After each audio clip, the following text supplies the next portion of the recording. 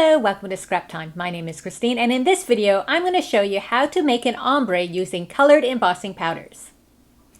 In this video I'm going to show you how to do this colored ombre embossing powder technique. So what you need is a nice background stamp. I'm using this one. I think it was called Snow Dots from Hero Arts. If not, I'll put a link to it below, so to the actual stamp. It's an older stamp. And I have my rainbow of embossing powders here. They're all from Ranger. This one is yellow, tea rose, orange, magenta, and purple.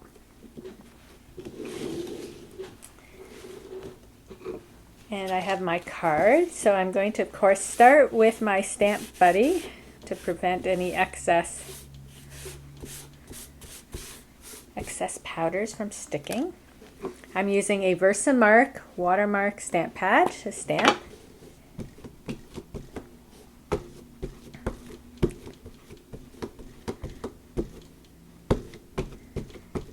It's nice and sticky.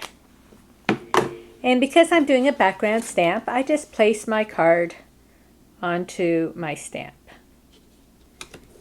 That, and I burnish it with my fingers. I find it's easier than turning the stamp over to stamp onto the card. I find it's easier just to put the card onto the stamp.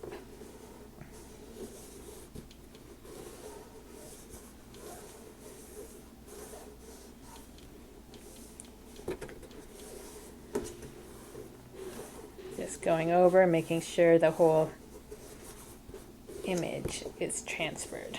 Should be good. And then remove. Now, because this stamp had some ink on it, you'll notice that some of that ink got transferred to my card, but because I'm using opaque embossing powders, it won't make a difference. We won't notice the color underneath, but that's why you can see some of the design on there, because it would normally be clear, but some of the ink got transferred. So I have a paper here to collect my embossing powders, and I'm going to start with the purple. Now when I do this, I like to use a little spoon so I have more control over where my powder goes, because I'm only doing a portion of the card at a time. So I'm doing the top purple and then putting my powder back.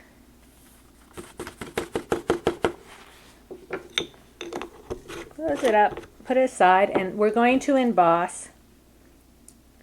Actually, we can do all the powders. We don't have to emboss in between. So next I'm going to do pink.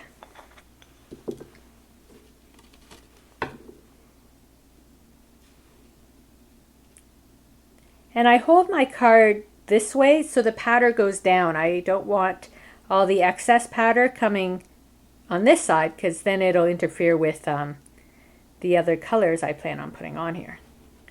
And I don't mind that if some of the powder blends down there, because that will give us a nicer ombre.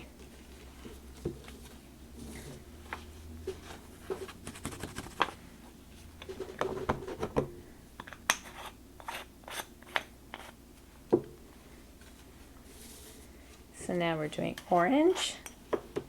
And you can decide how much you want of each color, how much space. Because I'm doing 5 colors, I'm trying to roughly divide it into a fifth. But if you were doing 3 colors, or you wanted one color to have a lot more than another color, that's all up to you. And that's the good thing about using a little spoon, is you have that control of where you want your powders to go.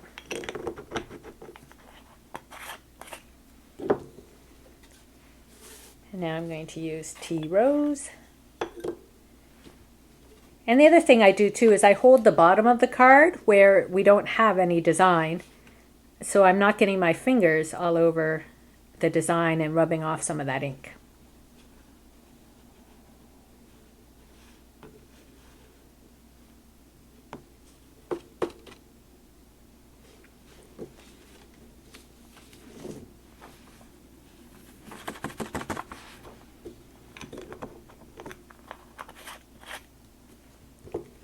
And our final color is yellow. So because I'm at the bottom now, I'll turn my card around and just get the bottom part done. I'll put a bit of it over the tea rose, just in case there's a bit there where the yellow could go.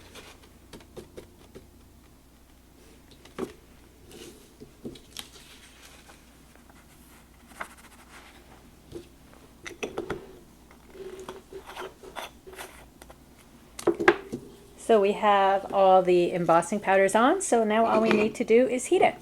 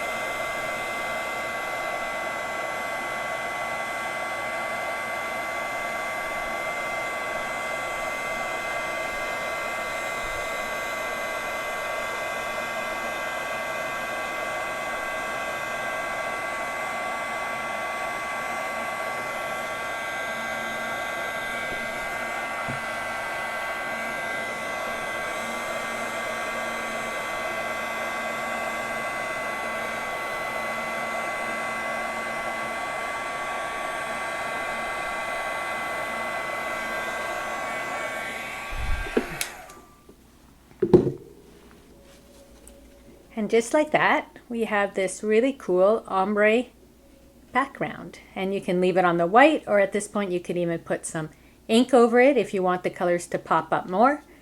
And the embossing will resist your inks. So that is how you can do an ombre background using colored embossing powder. Thanks for watching. Be sure to give our video a thumbs up and subscribe to Scrap Time videos on YouTube. In the meantime, here are a few other videos you might be interested in watching. See you next time. Bye-bye.